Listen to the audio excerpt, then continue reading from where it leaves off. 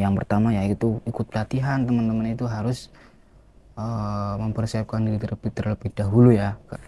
Terus yang kedua, mempersiapkan dokumen juga memerlukan waktu ya, dan sangat penting juga ya, karena terkait teman-teman mau berangkat ke Jepang dengan visa.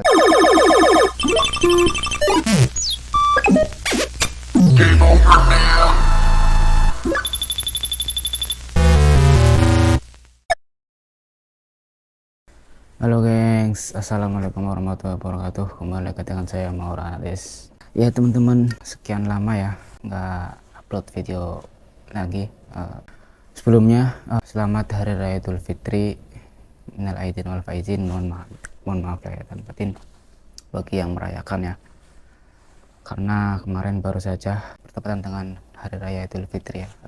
Oke, pada video ini saya akan menjelaskan atau menjawab salah satu dari komentar teman kita ya, yaitu tentang syarat fisik. Untuk syarat fisik dan juga waktu tercepat sampai berangkat berapa bulan bang.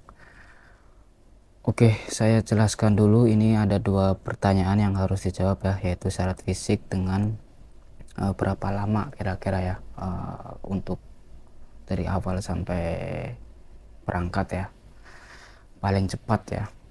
Oke, yang pertama untuk syarat fisik dulu ya teman-teman ya. Untuk syarat fisik ya secara umum ya biasanya itu sama semua ya, kayak di lembaga manapun biasanya sama. Yang pertama itu syarat fisik, yang pertama itu tinggi badan. Tinggi badan itu biasanya untuk laki-laki itu minimal 160 teman-teman, dan untuk perempuan 155. Tapi teman-teman yang tinggi badannya di bawah itu jangan berkecil hati dulu ya, karena nggak semuanya harus pas ya 160.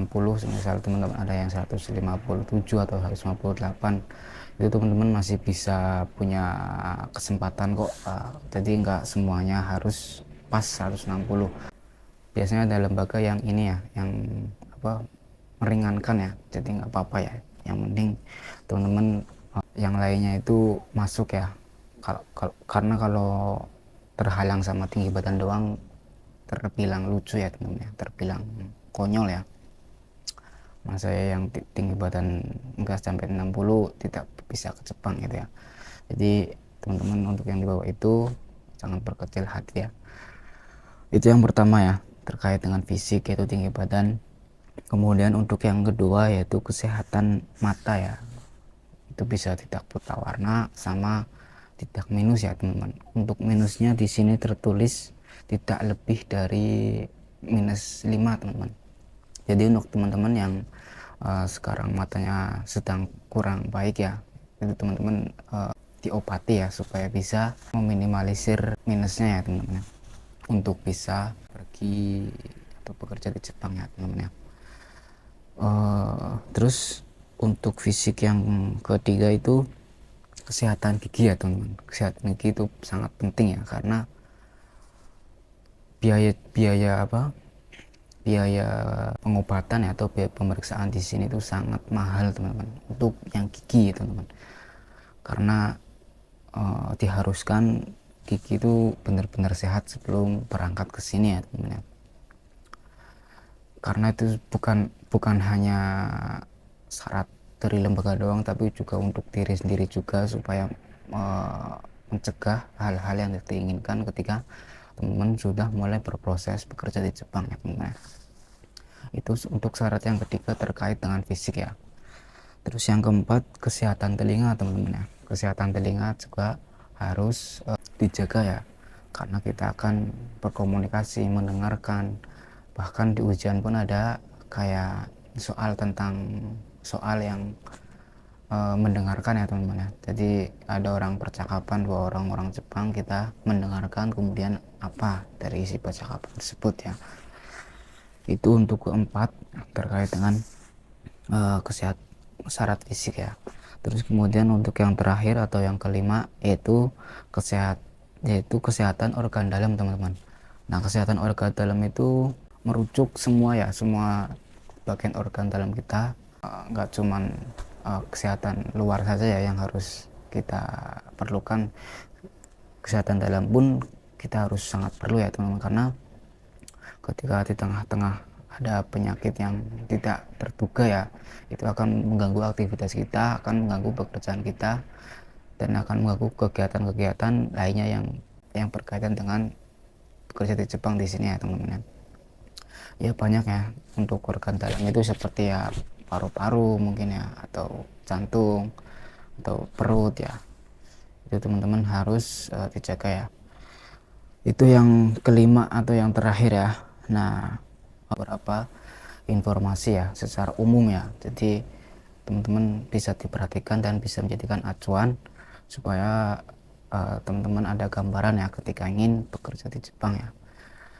Itu semoga membantu ya teman-teman ya apa yang saya infokan, dan teman-teman jangan berkecil hati yang seperti itu tadi saya bilang. Untuk cara tinggi badan, bila mana teman-teman di bawah 160 juga masih ada kesempatan kok ya, masih bisa dinego mungkin ya, ada beberapa lembaga yang masih bisa nego gitu ya pada intinya. Jadi informasi yang saya berikan sudah saya riset terlebih dahulu ya teman-teman ya. Terus kemudian untuk pertanyaan kedua ya, terkait tadi komenan dari salah satu teman kita, yaitu tentang proses ke Jepang paling cepat sampai berangkat berapa bulan bang. Oke, saya tidak bisa melebih-lebihkan atau mengurang-kurangkan ya, akan tapi berdasarkan pengalaman pribadi dan pengalaman teman-teman saya ya, atau berdasarkan informasi-informasi yang telah saya terima,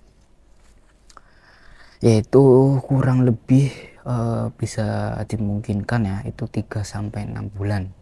Itu yang paling sering ya, yang paling normal, yang paling standar. Bila mana cepet ya mungkin itu hoki ya atau keberuntungan teman-teman, bila mana lama yaitu sedang sial saja mungkin, atau sedang tidak baik ya kondisinya ya. Jadi untuk normalnya, normal wajarnya ya 3-6 bulan teman-teman. Kenapa saya bilang seperti itu? Karena banyak yang teman-teman harus lakukan ya, banyak yang teman-teman harus ikuti prosesnya, seperti ikut pelatihan di lembaga ya, seperti belajar ya. Yang pertama yaitu ikut pelatihan, teman-teman itu harus mempersiapkan diri terlebih dahulu ya, karena banyak tantangannya lebih berat yang akan kita alami, yang akan kita hadapi di Jepang ini ya teman-teman ya.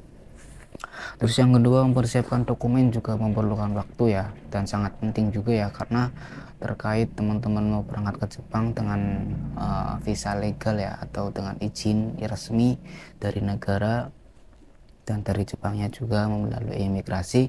Jadi teman-teman harus memerlukan mengurus dokumen, dan itu memerlukan waktu teman-teman ya. Terus yang ketiga, belajar bahasa dan menguasai bahasa. Nah itu juga ya sangat memerlukan waktu juga teman-teman, karena nggak mudah ya, nggak semua orang punya otak yang baik ya, punya otak yang cerdas gitu ya, yang cepet gitu ya. Jadi pasti memerlukan waktu, sedikit-sedikit demi sedikit teman-teman menghafalkan ya, memahami bahasa, mempelajari bahasa, ya pokoknya belajar itu. Kalau untuk ya kotak-kotak seperti biasa ya, seperti saya ini ya, memerlukan waktu yang nggak cepet ya, kecuali teman-teman ada yang cerdas ya, pinter ya, itu mungkin bisa cepet. Itu yang ketiga yang memerlukan waktu ya teman-teman ya. Terus yang keempat atau yang terakhir, teman-teman juga harus tahu ya budaya di sini ya, karena beda dengan budaya yang ada di Jepang. Nah itu teman-teman juga perlu waktu untuk mempelajarinya juga, untuk perlu waktu untuk memahaminya juga ya, bagaimana sih perbedaannya, bagaimana sih cara menghadapinya ya, cara salam kita jawab seperti apa gitu ya. Contohnya seperti itu ya, budaya-budaya dasar, budaya-budaya yang sering kita temui ya, sering kita alami nantinya pas kita ketika di Jepang ini ya teman-teman ya. Oke, mungkin itu ya teman-teman ya, terkait tentang syarat fisik untuk kerja di Jepang secara umum ya sudah saya informasikan. Terus terkait paling cepat dari awal sampai berangkat berapa bulan. Terkait balasan salah satu dari teman kita ya teman-teman ya. Oke, mungkin itu saja dari saya. Bila mana ada salah pengucapan atau salah informasi, mohon maaf sebesar-besarnya. Oke, sekian dari saya. Wassalamualaikum warahmatullahi wabarakatuh. Mete kurete arigatou gozaimashita.